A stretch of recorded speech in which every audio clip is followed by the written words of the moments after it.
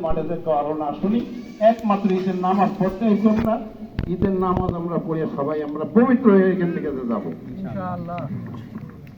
এখন ব্যাপার হলো যে আজকে আমরা এই যে ঈদের নামাজ পড়লাম বা এই গোটা 30টি রোজা রইলাম, আমাদের ইমাম সাহেব আমাদেরকে খুব কষ্ট করে পড়াইছে। আমরা দাঁড়িয়েই থাকতে পারি না, কিন্তু দেখা গেছে ইমাম সাহেব পড়তে আছে।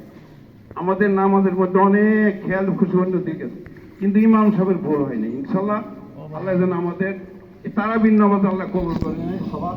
আপনারা সবাই একত্রিত থাকবেন আপনারা। আর এই ইমাম সাহেব নামাজ পড়েছে মুয়াজ্জেমের সঙ্গে, কিন্তু আপনার নাম 5 ওয়াক্ত নামাজে কিন্তু মুয়াজ্জেমি করছে এবং আমাদেরকে পরবর্তী ডাকছে। সবাইকে ডাকে ডাকে আপনার মা বোনদেরকে বলছেন, তারা ভাত রাঁধছে, আমাদেরকে খাওয়াইছে। সব দায়িত্ব কিন্তু আমরা ইনশাল্লাহ আমরা সঠিকভাবে পাইছি।